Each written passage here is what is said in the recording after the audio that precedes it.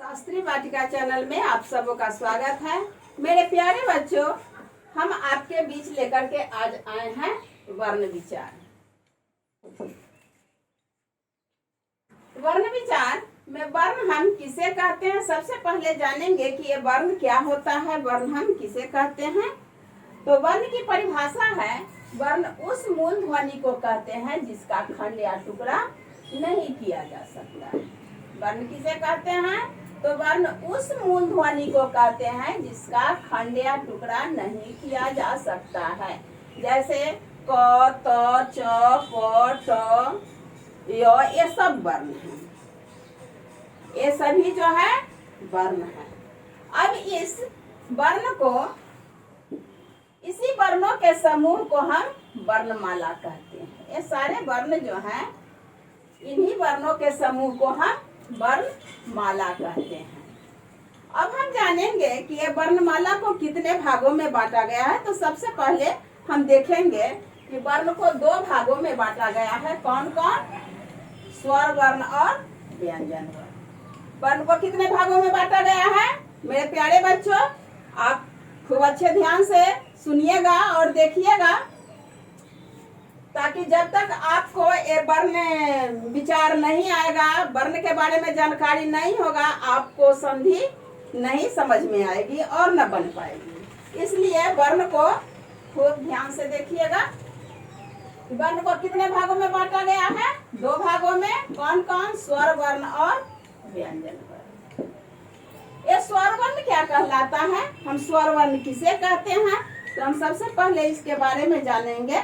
इसका परिभाषा है कि जो वर्ण स्वतंत्र रूप से बोले जाते हैं स्वर वर्ण कहलाते हैं। जो वर्ण स्वतंत्र रूप से बोले जाते हैं स्वर वर्ण कहलाते हैं। स्वर वर्ण स्वतंत्र रूप से बोलने का मतलब कि जो हम बोलते हैं ध्वनि भी वही निकलती है, उसमें किसी का सहयोग नहीं होता है, इसलिए इसको हम स्वतंत्र कहते हैं। जैसे देखिए, हम कुछ लिखे हैं, अ, आ, उ, ए, इसमें हम क्या पाते हैं? और जब बोलते हैं तो मुंह से ध्वनि भी अ की ही ध्वनि निकलती है। आ, अंत तक आ की ही ध्वनि निकलती है। उ की ही ध्वनि निकलती है। ए, इत्यादि। इस प्रकार से यह स्वतंत्र वर्ण है। ये वर्ण क्या है? स्वतंत्र वर्ण है। अब ये वर्णों का संख्या क्या है? तो हिंदी में वर्णों की संख्या 11 होती है। हिंदी में वर्णों की संख्या कितनी होती है? 11। कौन कौन? अ, आ, ह्रस्व ई, दीर्घ ई, ह्रस्व उ, दीर्घ उ, हर्ष री, ए, ऐ, ओ, औ। फिर से इसको देखेंगे। अ, आ, ह्रस्व ई, दीर्घ ई, ह्रस्व उ, दीर्घ उ, हर्ष री, ए, ऐ, ओ और औ। 11 की संख्या में है।